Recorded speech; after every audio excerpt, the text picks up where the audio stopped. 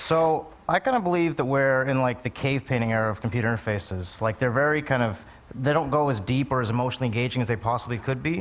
And I'd like to change all that. Hit me. Okay.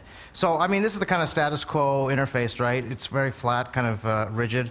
And okay, so you could sex it up and like go to a much more lickable Mac, you know. But really, it's the kind of same old crap we've had for the last, 30 years. I mean, like, I think we really put up with a lot of crap with our computers. I mean, it's point and click, it's like the menus, icons, it's all the kind of same thing. And so one kind of information space that I kind of take inspiration from is my real desk. It's so much more subtle, so much more kind of visceral, you know, what's visible, what's not. And I like to kind of bring that experience to the desktop. So I kind of have this is BumpTop.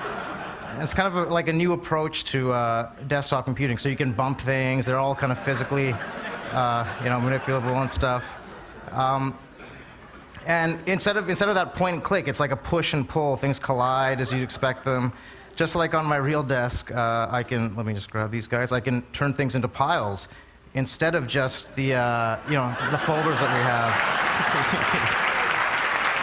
And once things are in a pile, I can browse them by throwing them to a grid, or flip through them like a book, or I can lay them out like a deck of cards. When they're laid out, I can pull things to new locations, or delete things, or just quickly sort a whole pile, just immediately, right? And then it's all kind of smoothly animated instead of these sort of jarring changes you see in today's interfaces. Also, if I want to add something to a pile, well, how do I do that? I just toss it to the pile and it's added right to the top. It's kind of nice way. Also, some of the stuff we can do is for these individual icons. We thought, how can we kind of play with the idea of icon and push that further? And one of the things I can do is make it bigger if I want to kind of emphasize it and make it more important.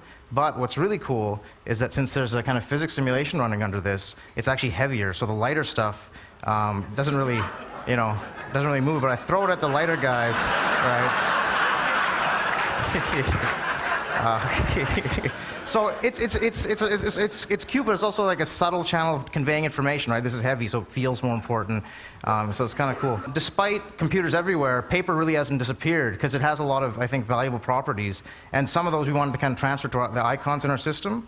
And so one of the things you can do to our icons, just like paper, is crease them and fold them, just like paper to remember, something for later.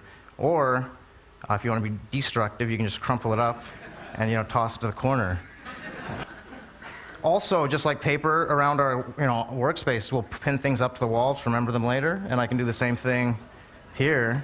And you'll see post-it notes and things like that around people's offices, and I can pull them off when I want to work with them.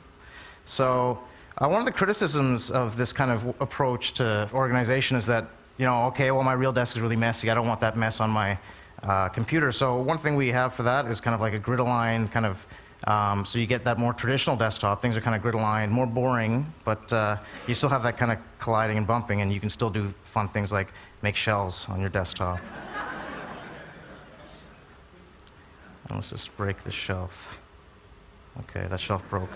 I think beyond the icons, I think another really cool domain for this software, I think it applies to more than just icons in your desktop, but browsing photographs. I think it could really enrich the way we kind of browse our photographs and bring it to that kind of shoebox of photos with your family on the kitchen table kind of thing. I can toss these things around. They're so much more tangible and touchable, and I can double click on something to take a look at it. And I can do all that kind of same stuff I showed you before. So I can pile things up, I can flip through it, I can okay, let's move this photo to the back, let's delete this guy here.